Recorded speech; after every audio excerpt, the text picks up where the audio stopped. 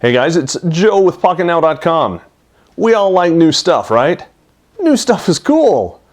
But new stuff turns into old stuff, and old stuff, well, just isn't that cool. Until it gets really old, and then it becomes retro, and then for some reason it's cool again. Don't worry, we're not going to talk about that. Instead, what we're going to talk about is what happens when something is so new, it's got its own set of problems. And you find yourself with the curse of the early adopter. And it's contagious. But don't worry, you're not alone. There may be a cure. That's what we're going to talk about in today's edition of the Android Guy Weekly.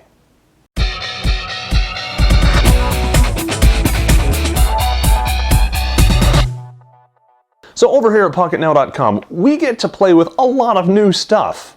A lot of new stuff. And we go through, we try it, we evaluate it, we have our hands on it for sometimes as much as 2 weeks.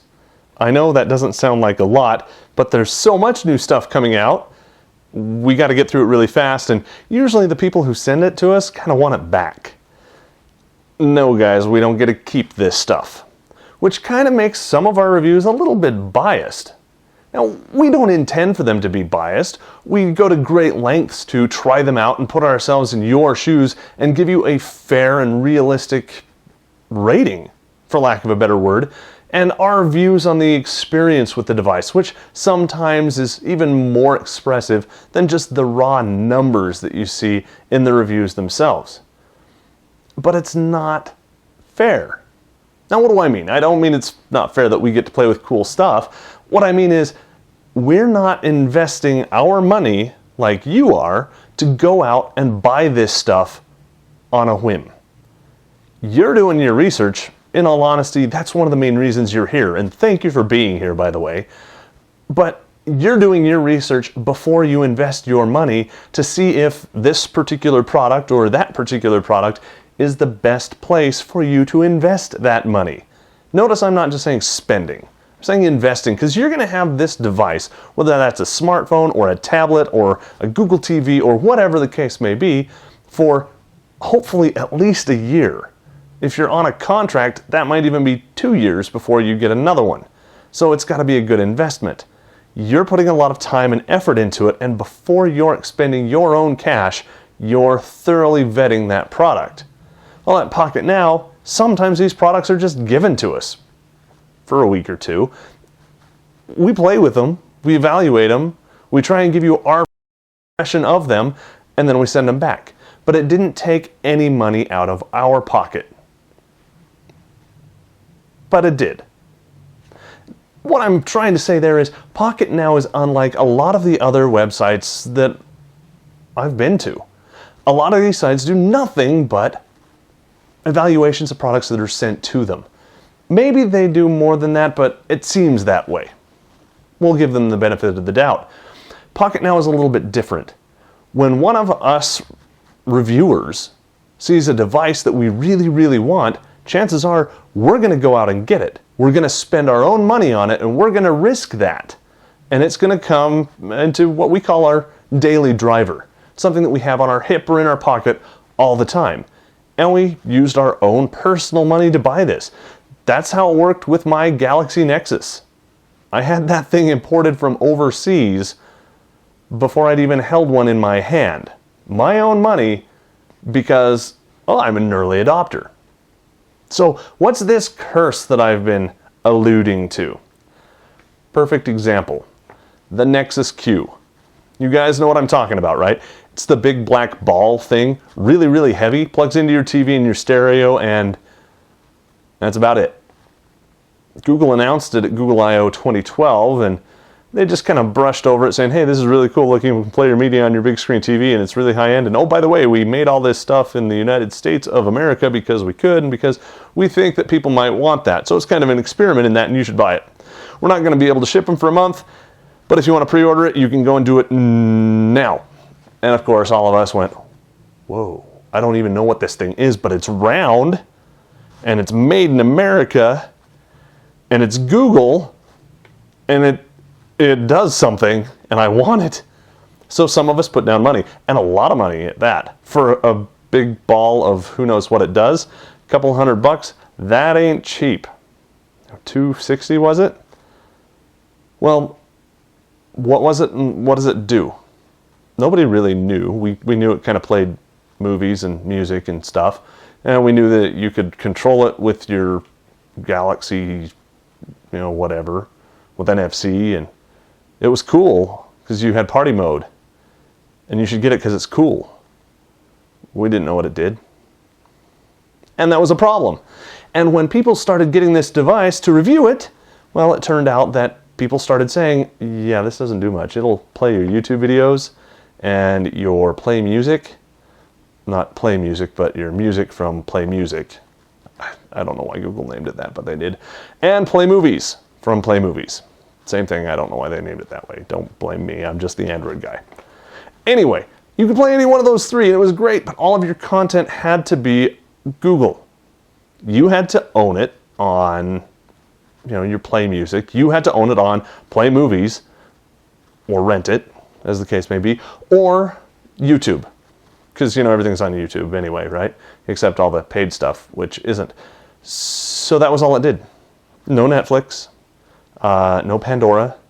No, this was not some kind of a funky Google TV thing. No, it was just those three things, and that was it. There was really no user interface to it at all. It just played, and that was all. And a lot of people, just like yourselves, went, I don't know if $250, $260 is, something I'm going to pay for a ball that lets me watch YouTube. And that's it. So Google said, oh crap. And they said, we're going to go back to the drawing board and do what you guys really want. Now, what do we really want? I don't know. Maybe make it into Google TV in a ball. Something like that. Or maybe a tablet in a ball where the screen is your big screen. I don't know. They'll do something with it. But in the meantime, they said, hey, all you guys who put money down on it, we're going to go ahead and send it to you for free. And it's great. And I have one downstairs, and I've used it twice. And that's it. So another example, 3D. Now, in the world we live in, it's 4D. I know most people don't include time as a fourth dimension, but it is. They told me that in physics class in college, and I got a diploma and it said so, I think. And we talked about quantum physics, and they said that everything we learned in physics was wrong. So I might have just lied to you.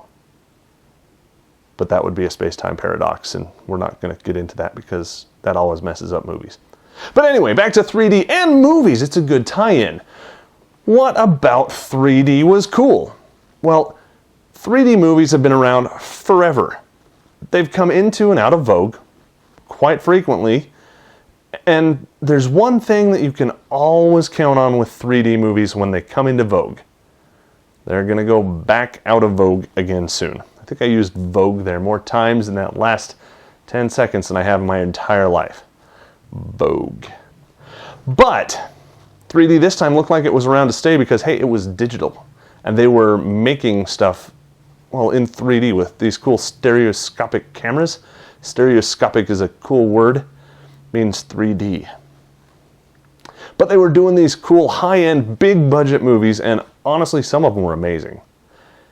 And some of them were crap. I'm not going to mention any names. Spy Kids. But, excuse me there. Some of them were crap. And they were made just because they could be made and because they could sell a premium or charge a premium for their tickets. However, hey, this 3D trend, this craze, it's here to stay. So let's put it in TVs, and now let's make it so you don't even have to wear those funky glasses to be able to watch it in 3D. You can just look at the screen and do it. Hey, you know what has screens? Smartphones. You know what we could do? We could put a 3D screen on a smartphone. Wouldn't that be cool? Oh, that'd be so cool. You know what we could do? We could put one of them funky stereoscopic cameras on the back of it. You could take 3D pictures. You could take 3D movies. Everyone knows what you're going to be using for 3D pictures and movies. Yeah, the flowers in my front yard, because they look so pretty in 3D, don't they? Everybody loves the flowers in my front yard in 3D. The screens were crap. They were really real low resolution. I mean, you guys complain over pen tile displays. I don't know, maybe I just don't see it, but I have to trust you. If you think pen tile looks crappy, it doesn't to me, but if it does to you, don't get it. Get, something else. But 3D screens, super crappy. Super, super crappy, even though you could see 3D stuff. And not everything was in 3D. The operating system wasn't in 3D. Some of the launchers had 3D bits in them, but unless you were watching a 3D movie, you weren't going to do it. But hey, YouTube has 3D movies. You can upload a 3D movie to YouTube, so it's here to stay, right? Nope, it's gone. We talked about that before on Pocketnow. Put a nail in its coffin, it's dead. If you were an early adopter of a 3D compatible phone, one of the two that I can think of off the top of my head, you have a nice phone. And your movies take up twice as much space as they would normally. And your pictures take up twice as much space as they would normally. Oh, and you can't watch them on normal devices. You have to process them. And it's a pain in the neck because of the curse of the early adopter. So with the Nexus Q and 3D, we kind of knew what we were getting into when we went into it. It was really new. There wasn't anything like it on the market. And hey, we wanted it just to say that we had it. Just to see what it did. Just so we could hold it in our hands and see exactly what this new technology was all about. And yes, we paid a premium for it. Well, except for a Nexus Q, which we got for free. But we were going to pay a premium for it. Okay? So that's one thing. How about some of the more subtleties? Let me give you a few examples. How about PayPal Pay Here? Have you heard of that? Or PayPal Here, or I don't know what they ended up calling it. Essentially, it's like Square or Intuit, where it's a little device thing that you swipe a credit card through that plugs into your headphone jack. It lets you swipe a card and pay for stuff right there. Using your internet connection, you can process money. Really, really cool concept. I was an early adopter. I signed up for the PayPal Pay Here program, and wow, that was a tongue twister, and I said it really fast. Rubber baby boogie bumpers. But I didn't get the reader for a long time because it was a limited trial. Still is. But eventually I got it, and you know what? Works great. And then my Galaxy Nexus got an update to Gingerbread. And you know what? I'm sorry. Not Gingerbread. Jelly Bean. Gingerbread. Got an update to Jelly Bean. Jelly Bean is great. It's super fast. It's wonderful. Oh, and by the way, didn't work with the reader. Didn't work with the app. So now I have this new app I couldn't use. Crap. Just when I needed to be able to use it, I couldn't. Why? Because, say it with me, the curse of the early adopter. I think they've since got that fixed. Another case. I have a Nest learning thermostat. Yes, I really am that geeky. And thank you, Mr. Bill, you know who you are, for recommending that to me, because wow, awesome. I can control the temperature in my house with my smartphone, which sounds like it's stupid, but really cool. But it really has practical applications like, hey, I'm not going to be home for several hours. Why is my air conditioner on? I can turn it off from anywhere that I have an internet connection. Really, really cool. Actually, what that means is when I get home, my house is really, really hot. But my power bill is significantly lower. Or let's say I know I'm coming home early from vacation and I want my house not to be hot when I get back. So I'll turn on my air conditioner an hour, 2 hours before I get home. So when I walk in the door, nice and cool. Utah is a desert. It gets warm here in the summertime. Just saying. So I've got that. Works great, except on my tablet. Yep. Any tablet doesn't work. Why? You can install the app just fine, no problem. Put it on there, says it installs great. No warnings about compatibility. Fire up the app and it says, yes, nope. Sorry. You can't do anything because we don't understand your resolution. We're not built for it. We're not going to let you turn your temperature up or down, turn your heater or your air conditioner on or off because you're on a tablet. Sorry, have a nice day. I still have the app installed on my tablets, hoping someday, they'll give me an update that will let it work, even if it scales, even if it's just an up and down button, to let me control it on my tablet. Because, please, I'm ending up using my tablet very, very often.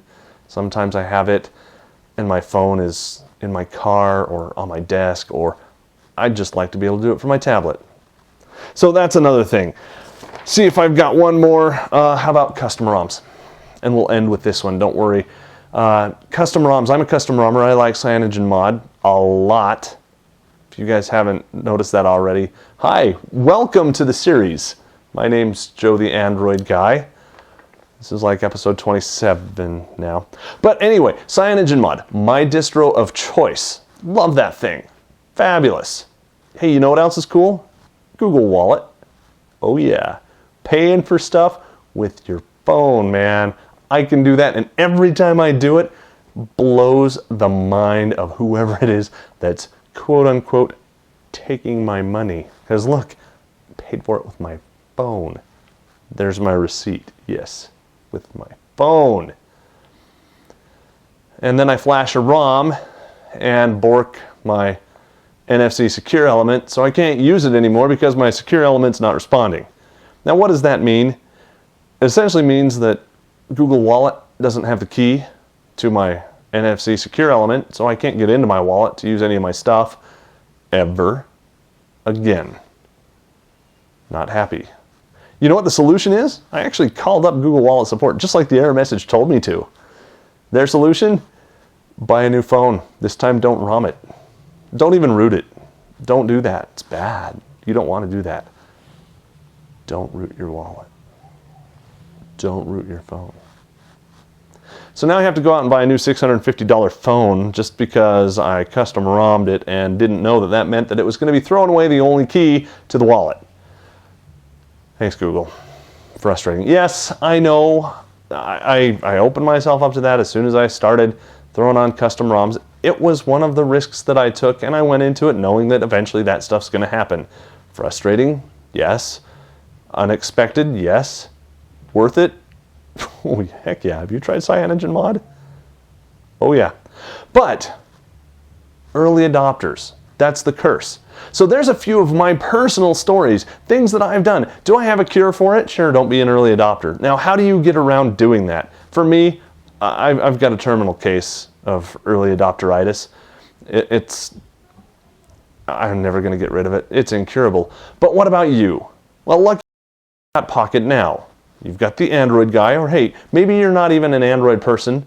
Not a problem. We got people who like BlackBerry, who like iOS, who like Windows Phone, and whatever the next thing is that's coming out, because there's always some next thing, we got you covered. We'll be your early adopter.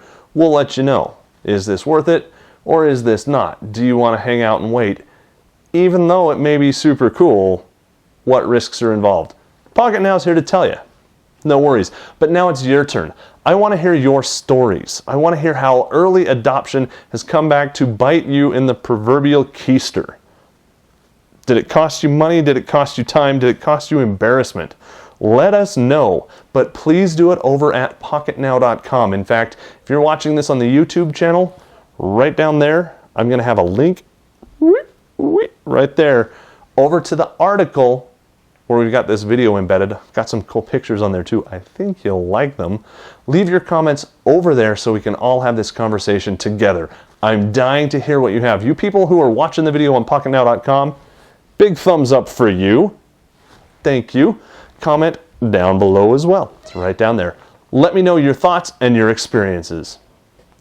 For Pocketnow, the Android Guy Weekly, and early adopters everywhere, I'm Joe Levi.